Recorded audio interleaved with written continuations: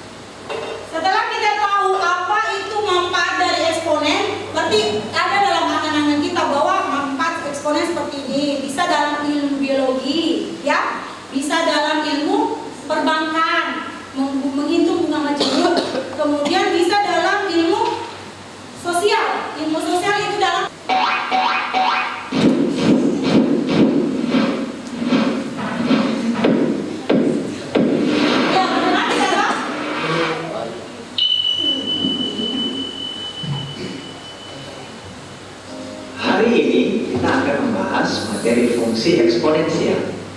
Materi ini sebenarnya cukup dekat dengan diri kita, yaitu dapat membantu menjelaskan kondisi pandemi corona saat ini. Ya, ingat pandemi corona ya. Ternyata itu jenisnya dia bisa dihitung dengan eksponen. Salah satu perspektif yang dapat digunakan yaitu karena sifat penyebaran virus corona yang bersifat eksponensial atau berlipat ganda.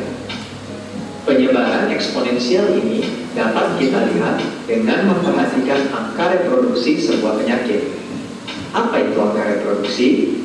Angka reproduksi adalah jumlah rata-rata orang yang bisa ditulari seorang yang terpapar sebuah penyakit.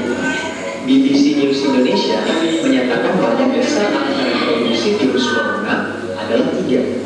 Artinya, 1 orang yang positif corona rata-rata menularkan virus ini kepada 3 orang sehat lainnya. Virus corona itu bisa dengan Kembali ke topik semula. perhitungan eksponen ya. Penyebaran virus corona sangat besar. Mari kita berandai-andai.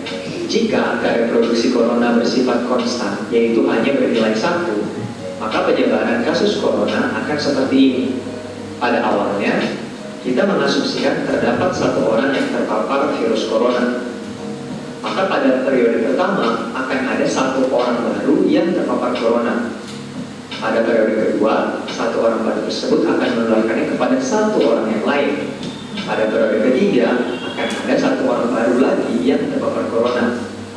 Begitu juga dengan periode keempat.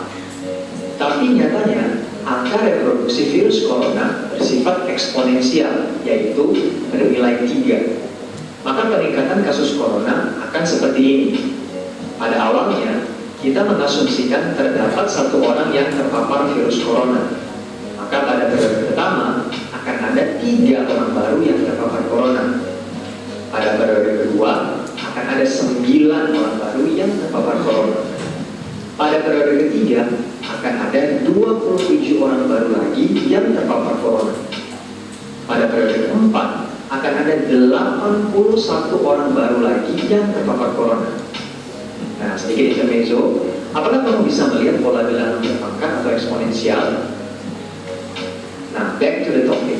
Jika kita membandingkan kedua kasus tersebut, pada periode kedua tidak begitu menunjukkan jumlah yang begitu signifikan. Namun, ketika dari periode ketiga dan seterusnya, jumlahnya sangatlah berbeda jauh. Karena pada kasus kedua, jumlah yang terpapar terus berlipat ganda. Nah, ini adalah gambaran kasar mengapa penyebaran kasus corona sangat besar.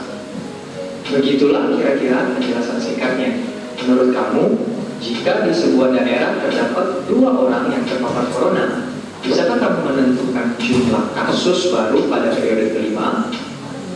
Atau lebih jauh lagi, bisakah kamu membuat rumusan atau pola untuk menentukan jumlah kasus baru untuk setiap periode? Terus semangat belajar. LKPD, ini LKPD-nya sesuai dengan warna kelompok masing-masing. Jadi kelompok 1 warna dan ambil bagikan ke teman-temannya. Kelompok 2 hijau. Kelompok 3 4 5. Jadi silakan ketua kelompok, silakan itu bagikan itu LKPD-nya ke masing-masing anggota kelompoknya ya. Silakan dibagikan ya. Silakan kalian bagikan itu berdasarkan dengan anggota kelompoknya masing-masing. Oke, silakan dibagikan dulu berdasarkan dengan kelompok. Bagikan 2 produk. Produk di sini yang ingin kalian buat adalah video animasi bergerak. Jadi di sini di LKPD ada petunjuknya. Di LKPD ada petunjuknya bahwa yang akan dibuat adalah video animasi bergerak tentang sifat-sifat eksponen. Oke. Kemudian yang lain nanti kalian menyajikan produk. Jadi ibu kasih waktu diskusi, diperhatikan ini nah. Produknya itu adalah membuat video animasi, di mana di dalamnya terdapat sifat-sifat eksponen. Kemudian menjelaskan sifat-sifat eksponen secara visual. Kemudian itu project kalian buatkan tujuan. Apa tujuan dari project itu? Membuat project itu bisa dengan aplikasi software yang lain, bisa dengan CapCut, bisa dengan Canva. Saya kira anak-anakku ahli semua dalam ini karena itu adalah jurusannya ya. Oke? Pak, menyajikan projectnya siapa? Indra. Oke, Indra Marajaya silakan kelompok 5 ya. Oke, kelompok 5 silakan. Dikasih sifat apa? Pertama sifat eksponen.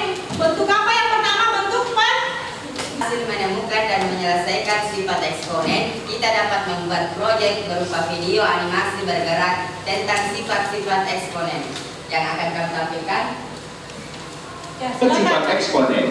Pada tugas kali ini kami akan menjelaskan pengertian eksponen, sifat-sifat eksponen, contoh soal eksponen.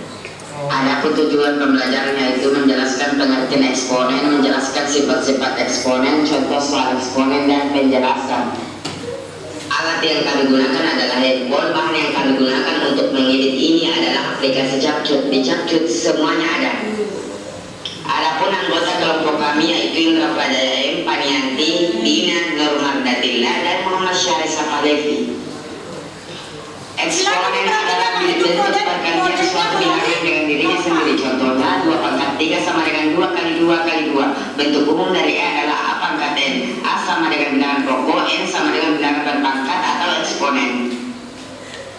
P pangkat M tambah N sama dengan P pangkat N kali P sifat 2. P pangkat M kurang P sama dengan ini dibagi. P pangkat M E pangkat N berarti ini dikali. Sederhana kalau bentuk berikut A pangkat 2 kali A pangkat 3 sama dengan A pangkat 2 tambah 3 sama dengan A pangkat 5. Jadi ditambah ya teman-teman. Kalau yang ini dikurangnya 3 pangkat 5 bagi 3 pangkat 3 sama dengan 3 pangkat 5 kurang 3 sama dengan 3 pangkat 2. Kalau ada tanda begini, tanda kurung berarti dikali ya teman-teman. Ya itu 2 suatu pangkat 3 animasi ya. kali 2 sama Animasi dengan 2 bergerak ya. pangkat 6. Suara dengan gambarnya. Iya. Sudah. Sudah, Miss? Sudah, Miss?